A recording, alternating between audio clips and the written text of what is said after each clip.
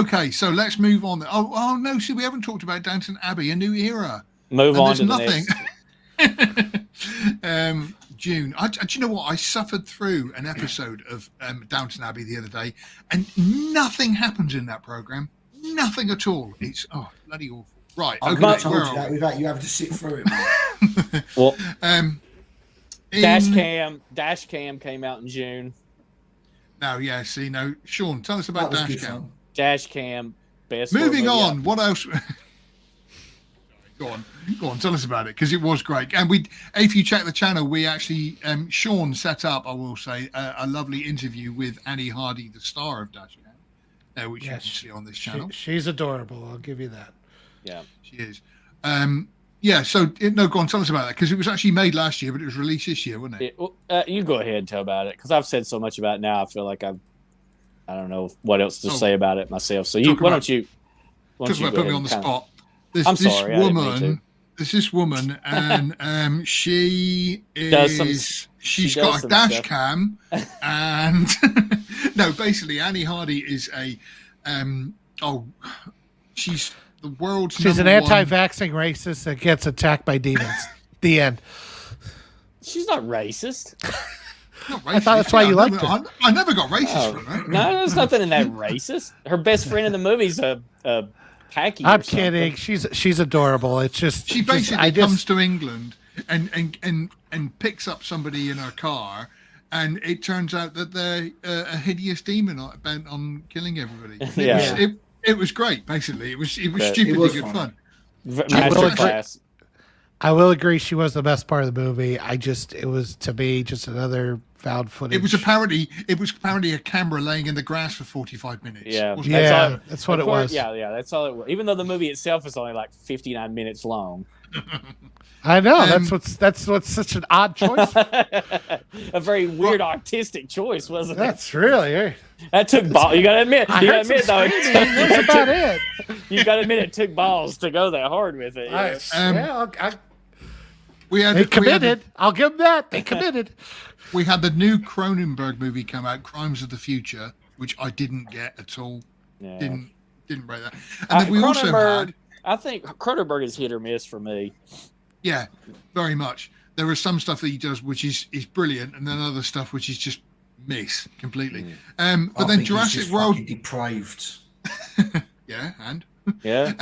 You say it like it's a bad thing, Matt. It also came out in June was Jurassic World Dominion.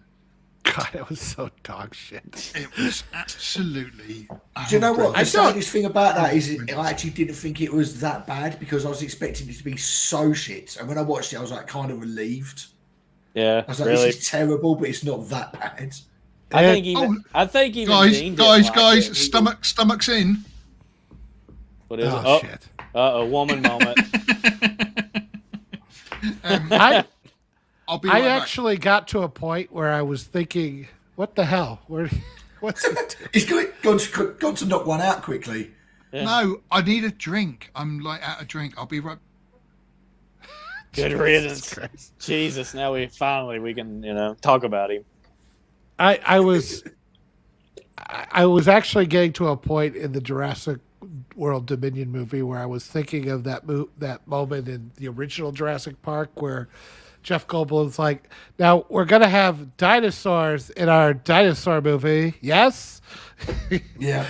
Like fucking locusts? What the hell is going on? I know.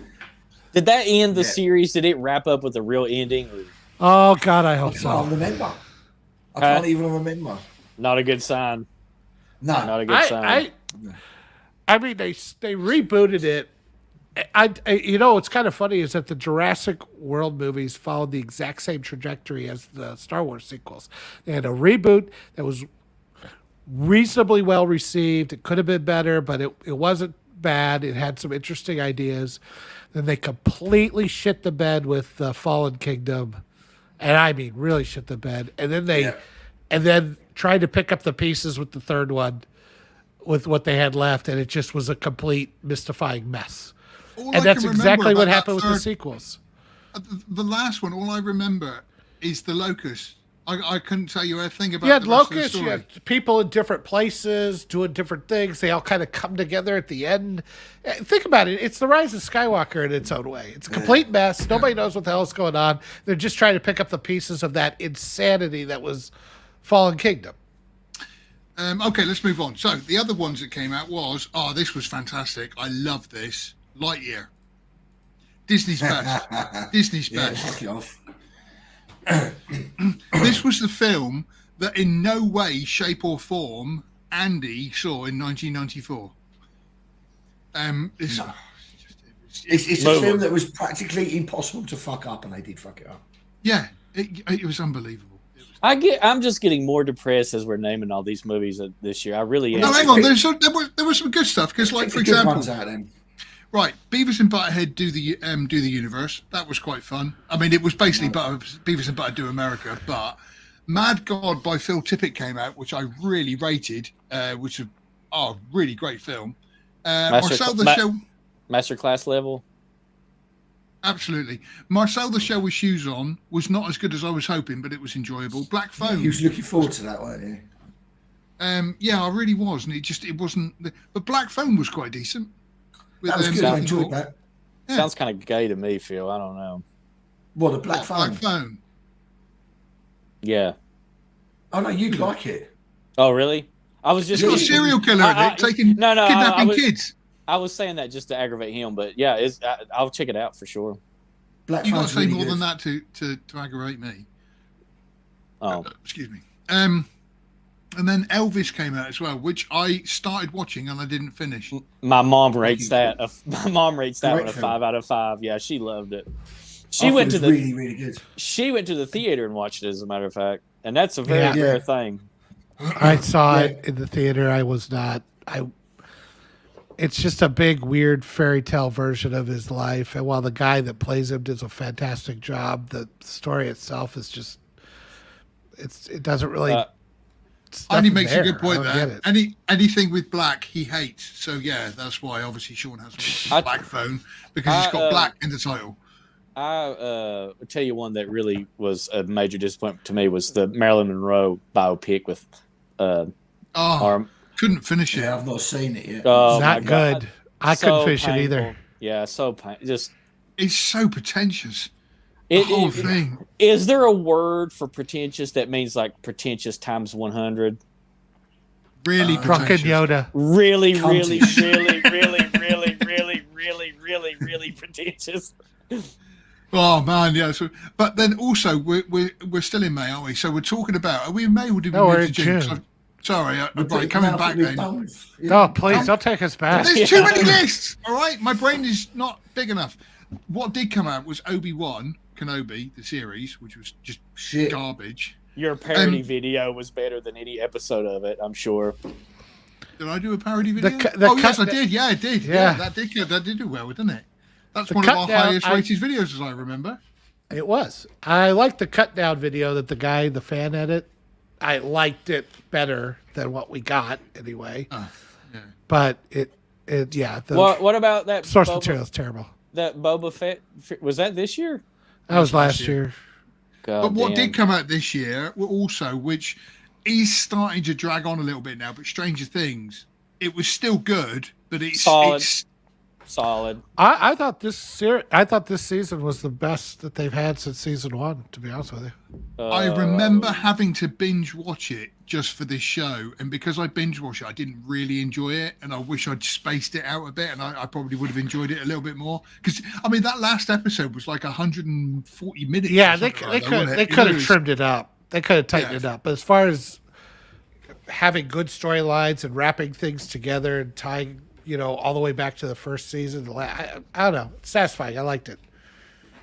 Okay, I don't really have anything bad to say about any season of Stranger Things, really. I don't hate the other seasons. I just thought this was no. I know. I know that's not what you mean. I'm just saying, like, I feel that they're all pretty equal. Like I look forward to it when they're coming out. I have not ever been like, I have not finished any season and been like, well, that was I'm happy. Yeah. I like it. I only like the first season. Hold on, before you go, you forgot to mention the Orville was out as well in June. That was back. again, which was great. I'm sorry, That The was good. Orville is brilliant. It's a brilliant series. Brilliant series. And I Absolutely tell you, love and it. I think you'd like as well, Yoda, is For All Mankind. For all I think mankind. that's For All Mankind. It's like For a all mankind. huh? No, I'm just explaining it because it sounded weird with what Yoda said. For all mankind.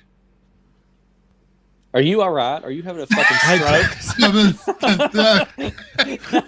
And there's a lot. For All Mankind. Very. What very is good. that? Yoda, you I should don't check know it that out. one. It's it's Apple, and it's if the Russians had beat the Americans to the moon.